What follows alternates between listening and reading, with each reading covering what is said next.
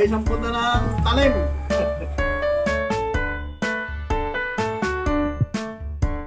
So yan mga idol, for today's video, ito yung pangalawang araw ng mga taga-silang dito sa Talim Island. Pangalawang araw ng pag-stay nila dito sa isla.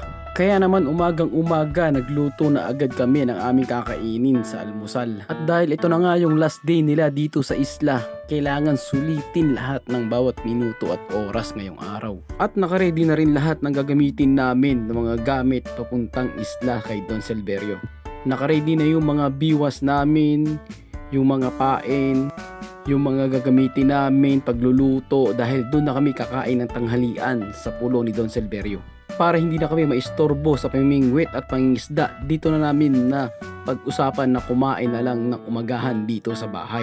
At sinabayan ko na rin ng timpla ng kape dahil nagbarik kami kagabi ng aming mga bisita. At ang akala ko nga'y tatalunin ko sila sa inuman pero hindi ko alam ako pala yung laglag ang toka. Shoutout nga pala sa kumpare kong konsyal na si Randy Boy dito sa Rayap at kay Kuya Mike na nag-assist sa amin ng bangka papunta sa isla ni Don Silverio.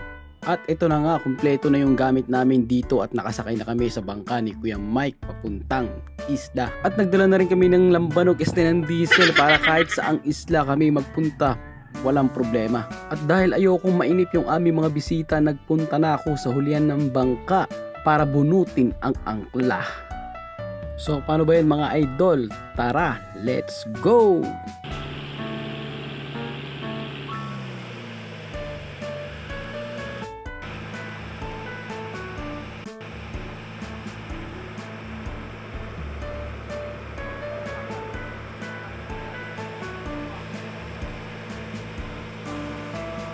Naisipan nga namin dumaan dito sa pulong malaki para kumuha ng daon ng saging para sa aming tanghalian.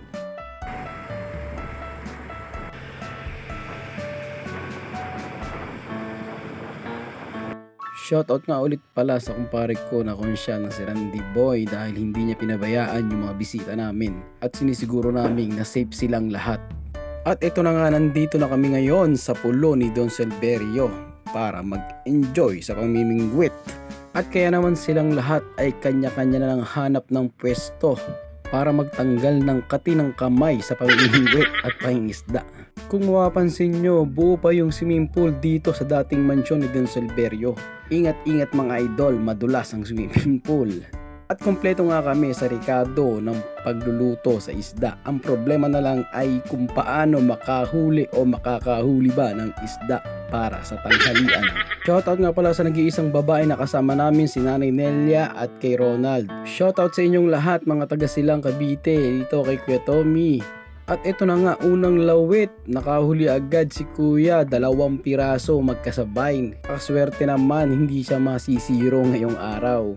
At habang nag-enjoy nga kayo pamimingwit, dito lang si Paring Randy at si Kuya Mike at ako na bahalang mag-assist sa inyo para mag-enjoy kayo. At talagang hindi nagpaawat si Konsyal Randy, namingwit din siya para may pandagdag sa pang-ulam.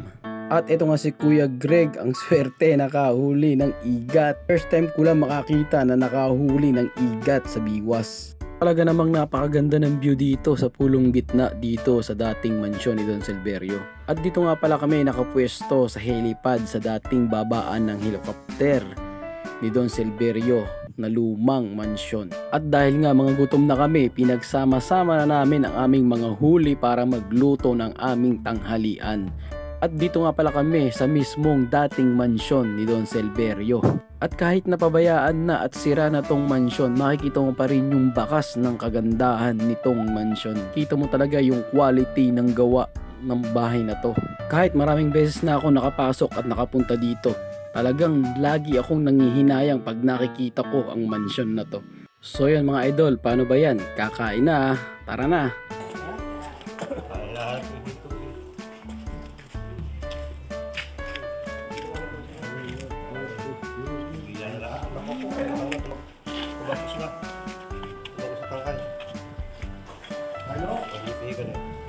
Ano? Dili. Ay, ano? Okay, Mike. Yo. Talaga. Yo. Mau di.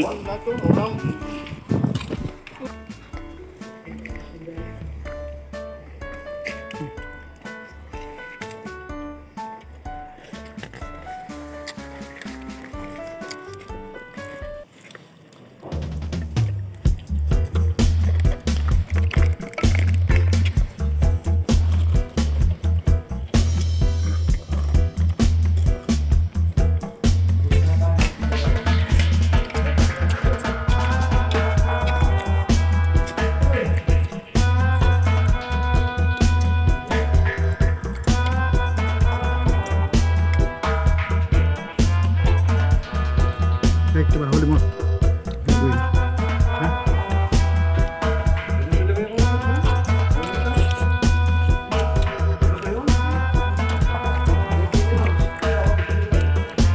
At pagkatapos nga namin kumain, naisipan na naming umuwi at makapagpahinga. Kahit konti ang huli namin, ang mahalaga, nag-enjoy kami. Nag-enjoy silang lahat.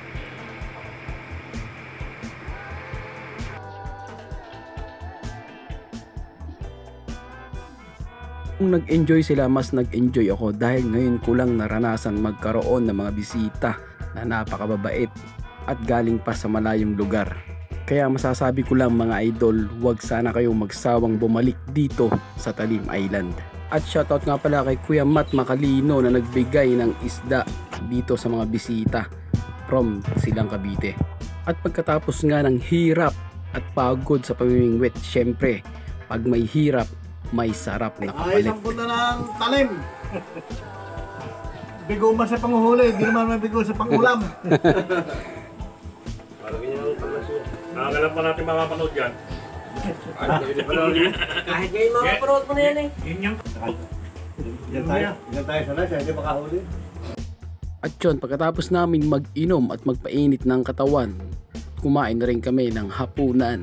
Muli, salamat sa inyo mga idol sa pagbisita dito sa Talim Island. Kahit konti lang yung nahuli natin, at least nag-enjoy kayo.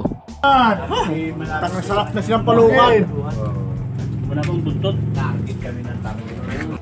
At ito na nga yung time na sa tabing dagat na sila, pasakay ng bangka pauwi sa Calamba, Laguna at doon sa Silang Cavite. Salamat sa mga alaala na masasaya na magkakasama tayo kahit 2 araw lang. Ingat kayong lahat mga idol, hanggang sa muli. Bye bye!